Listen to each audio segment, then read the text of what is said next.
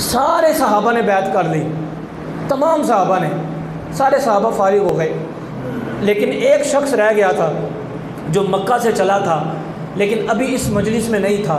وہ کون؟ حضرت سیدنا عثمان غنی رضی اللہ تعالیٰ عنہ۔ سارے صحابہ نے بیعت کر لی۔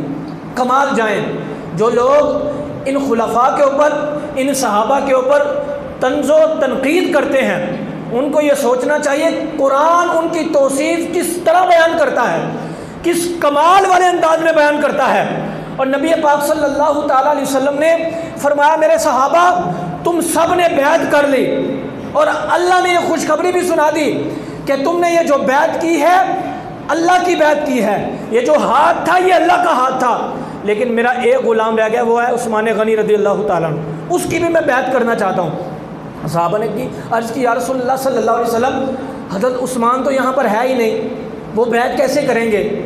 تو کمال جائیں نبی پاک صلی اللہ تعالیٰ علیہ وسلم اپنے غلاموں کو جو وفا کرتا ہے کس طرح نوازتے ہیں۔ حضور نے ارشاد فرمایا یہ میرے ہاتھ ہیں۔ حضور کے ہاتھ تو کمال ہے نا، صرف سمجھانے کے لیے کہہ رہا ہوں، یہ میرے ہاتھ ہیں، غلیظ ترین ہے، ان ہاتھوں نے بڑے بڑے گناہ کیے۔ نبی پاک صلی اللہ تعالیٰ علیہ وسلم کے ایک انگلی کے اشارے سے تو چاند بھی دو ٹکڑے ہو جاتا۔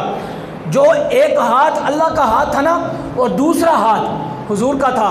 نبی پاک صلی اللہ علیہ وسلم فرمانے لگے میرے صحابہ گواہ ہو جاؤ، میری طرف دیکھو، یہ ہاتھ تو اللہ کا ہاتھ تھا، یہ ہاتھ میں تمہیں گواہ بنا کے کہتا ہوں یہ میرے عثمان کا ہاتھ ہے۔